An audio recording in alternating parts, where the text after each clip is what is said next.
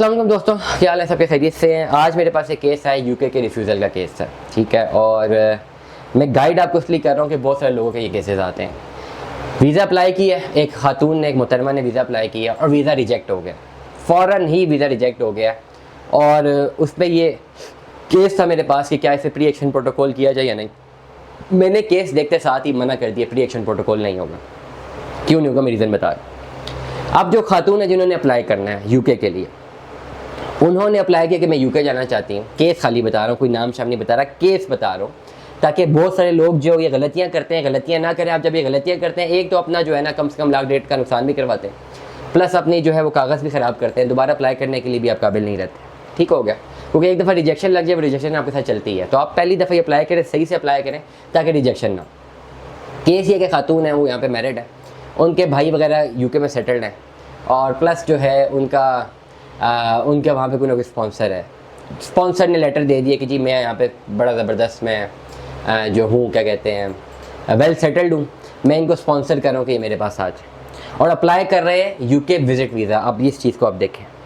अब overall credential खातून के कई खातून ये लिखती हैं कि मैं अनएम्प्लॉयड हूँ, मेरा कोई यहाँ पे लेना देना, मतलब कोई मेरा यहाँ पे बिज़नेस वेंचर नहीं है, मैं डिपेंडेंट हूँ अपने हस्बैंड पे। ठीक है, ये केस है, और मेरी यहाँ पे कोई प्रॉपर्टी भी नहीं है।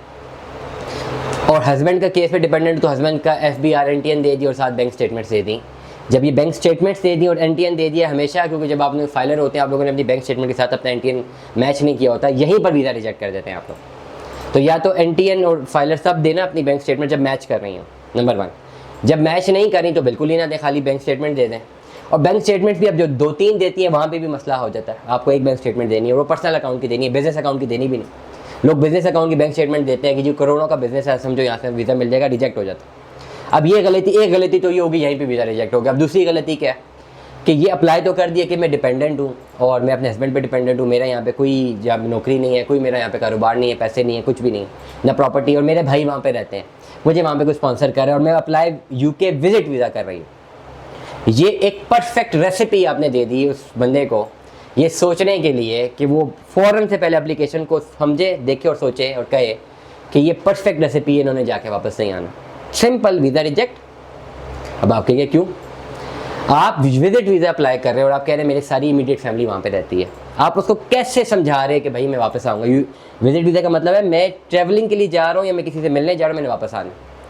और ये आपने कैसे समझाना है? अपने डॉक्यूमेंट्स के ज़रिए। डॉक्यूमेंट से कैसे कि आप बोलते हैं कि मेरा बिज़नेस यहाँ पे, मैं यहाँ पे मैरिड हूँ, मेरे बच्चे यहाँ पे, सब चीज़ें यहाँ पे सेटल्ड है, मेरे नाम पे इतनी प्रॉपर्टी है, मेरे नाम पे इतना बिज़नेस है, ये मेरा बैंक अकाउंट है, ये बैंक स्टेटमेंट अगर नहीं भी है तो अगर आपने जब सोचना होता है ना अपने जाना है, तो अपना एक बैंक अकाउंट क्रिएट करते हैं, एटलीस्ट 4-5 महीने की उसमें स्टेटमेंट्स डेवलप करते हैं, और उसके लिए हम आपको कंसल्टेंसी करते हैं कि आपने क्या करना है।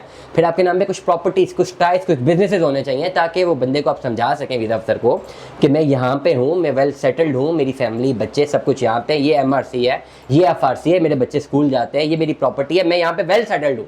अब मेरे इमीडिएट फैमिली रहती है बाहर। अब वो उनको स्पॉन्सर की भी जरूरत नहीं है, वो खाली लेटर, इन्विटेशन लेटर दे रहे हैं, भाई वो मुझे अपने पास बुला रहे हैं मिलने के लिए, दैट्स इट। इस पर्टिकुलर रीज़न पे आपका वीज़ा लगता है। बंदे अब वही होते हैं जो जा रहे होते हैं, खाली रीज़न कि मेरे रिलेटिव्स बाहर रहते हैं, वो इन्विटेशन लेटर मुझे दे रहे हैं कि जी आए हमारे पास घूमने फिरने, आए टूरिज्म करें, हम यहाँ पे लंदन में रहते हैं, आपको लंदन घुमाते हैं, 10 दिन के लिए मैंने जाना है, ये मेरे सारे डॉक्यूमेंट्स हैं, ये सारी ट्रैवल हिस्ट्री है, जो भी है, मैंने जाना है, वापस आ जाना है। अब उसको समझ आ गई। जब आपने सब कुछ वैसे ही लिख देनी, मेरे पास तो यहाँ कुछ है ही नहीं, मेरे पास कुछ टाइज ही नहीं है। अक्सर लोग डरते हैं अप्लाई करते हुए ना, जी हम बताएंगे जी पैसे कितने हैं, टैक्स वाले पीछे कहीं ना आ जाए, और डरने के चक्कर में अपना नुकसान करा देते हैं। जो कंसल्टेंसी की फीस किसी को दी होगी वो भी ज़ाया, जो वीज़ा की फ़ीस 40-50 हज़ार रुपये दी वो भी ज़ाया, तो सारी चीज़ें ज़ाया कर गए। तो इसलिए वो तमाम लोग जिन्होंने यूके का विजिट वीज़ा अप्लाई करना है ना, सबसे पहले अपनी तैयारी करें, 5-6 महीने तक बैंक स्टेटमेंट की तैयारी करते हैं और फिर अप्लाई करते हैं, ताकि वीज़ा रिजेक्ट ना हो। यूके की अगर विजिट वीज़ा की कंसल्टेंसी चाहिए, रब्ता कर सकते हैं, नंबर गिवन है, प्रॉपर कंसल्टेशन, जिसमें आप हमारी एडवाइस पे डे फर्स्ट से काम शुरू करेंगे, और मे भी आपका वीज़ा 4 महीने 6 महीने बाद अप्लाई करें। अगर जेन्युइनली आपका विजिट वीज़ा अप्लाई करना है, अप्लाई आपने खुद करना है, पासपोर्ट आपने खुद स्कैन करना है, डॉक्यूमेंट्स आपने खुद सबमिट करने हैं, हमने सिर्फ आपको कंसल्टेंसी करनी है और आपकी बैंक स्टेटमेंट जस्टिफाई करनी है। दुआ में याद रखिएगा, अपना बहुत सारा ख्याल रखिएगा। स्टे ट्यून्ड में। अल्लाह हाफ़िज़।